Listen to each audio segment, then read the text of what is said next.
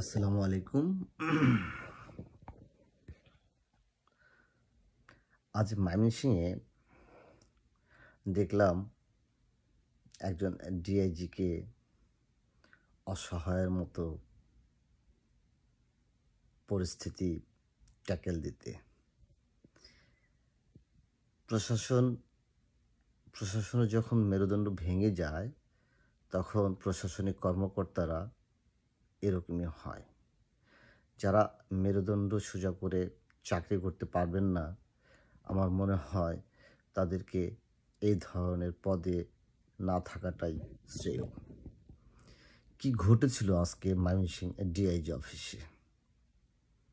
কিছু বৈষম্য বিরোধী ছাত্র নামধারী লোকজন ডিআইজি সাহেবের অফিসে গেলেন। তারা তার রুমে প্রবেশ করলেন।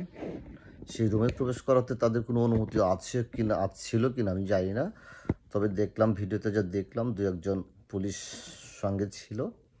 গিয়ে তারা সরাসরি ডিআইজিকে বিভিন্ন প্রশ্নবাণে জর্জরিত করছেন। যেমন 5ই আগস্টে গণ অভ্যুত্থানের দিনে সাগর নামে একটা ছেলে ময়মনসিংহে মারা গিয়েছিল। তারা তাকে, এই ছাত্ররা ডিআইজিকে প্রশ্ন করছিল যে এই সাগর হত্যাকাণ্ডের ব্যাপারে তিনি কিছু জানেন কিনা। তিনি কেন জানেন না, এটা তার ব্যর্থতা নাকি, সেটাও তারা প্রশ্ন করতেছিলেন। যখন ডিআইজি মহোদয় বললেন যে না, আমি ব্যাপারটা জানি, জেনে এটার ব্যাপারে আমি কাজ করছি বা আমার পুলিশ প্রশাসন কাজ করছে, তখন তারা আবার উল্টা প্রশ্ন করেন। গৌরীপুরে একটা ঘটনা ঘটেছে, সেই ঘটনায় ছাত্রলীগের বিভিন্ন নেতা কর্মীরা যারা জড়িত ছিল তারা তাদের নাকের ডগা দিয়ে ঘুরছে, তো পুলিশ কেন তাকে অ্যারেস্ট করা হচ্ছে না।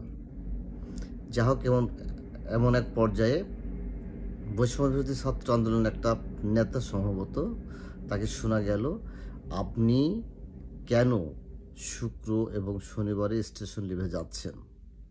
আচ্ছা, একজন ডিআইজি, একজন সরকারি কর্মকর্তা, সে স্টেশন লিভে যাবে না স্টেশনে থাকবে, এটা তো একান্তই তার ব্যাপার। কারণ তার তো পরিবার থাকতে পারে, পরিজন থাকতে পারে, হয়তো বা ময়মনসিংহে নাই, হয়তো অন্য কোনো বিভাগীয় শহর বা কোনো জেলা অথবা তার গ্রামে আছে, তো সেখানে সে যেতেই পারে। একজন অফিসার, তার শুক্র শনি 2 দিন ছুটি থাকে, এই ছুটিতে সে সেখানে যেতেই পারে। আর গেলেও সেটা প্রশ্ন করার এখতিয়ার এই ছাত্রদেরকে কে দিয়েছে? কোনো ছাত্রকে এরকম প্রশ্ন করতে পারে?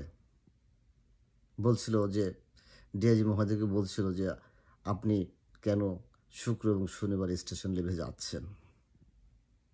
সেই স্টেশনে লিভ যাবে না থাকবে, এটা তো একান্ত তার ব্যাপার। আর সে যদি গিয়েও থাকে, তো সে তো তার ঊর্ধ্বতন কর্মকর্তা আইজিবির কাছ থেকে সে অনুমতি নিয়ে যাচ্ছে বা তাদেরকে ইনফর্ম করে যাচ্ছে। এটা তো একান্তই সরকারের ব্যাপার বা আইজিপি বা পুলিশ প্রশাসনের ঊর্ধ্বতন কর্মকর্তার ব্যাপার। এখানে ছাত্ররা যে বিহেভটা করলো, এই বিহেভটা কোনোভাবেই এটাকে মেনে নেওয়া যায় না। পুলিশ প্রশাসনের উচিত এইসব বেয়াদবদের খুঁজে খুঁজে বের করে উপযুক্ত শাস্তির ব্যবস্থা করা। কারণ একটা অফিসে গিয়ে একটা ঊর্ধ্বতন পুলিশ কর্মকর্তার কাছে গিয়ে তারা এভাবে জবাবদিহিতামূলক কথাবার্তা বা এরকম আচরণ কোনোভাবেই করতে পারে না। সেটা সে বৈষম্য বিরোধী ছাত্র আন্দোলন হোক, সেটা ছাত্রলীগ হোক, ছাত্রদল হোক, জামাত শিবির হোক, যারাই হোক, তাদেরকে আইনের আওতায় এনে উপযুক্ত শাস্তি অবশ্যই প্রদান করতে হবে। আমি একজন দেশের নাগরিক হিসেবে আমি এই দাবি রাখছি প্রশাসনের কাছে।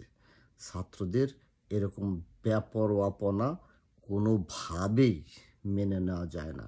যারা ওখানে গিয়ে আজকে ডিআইজিকে অসম্মান করেছেন তাদেরকে অবশ্যই আইনের আওতায় আনতে হবে।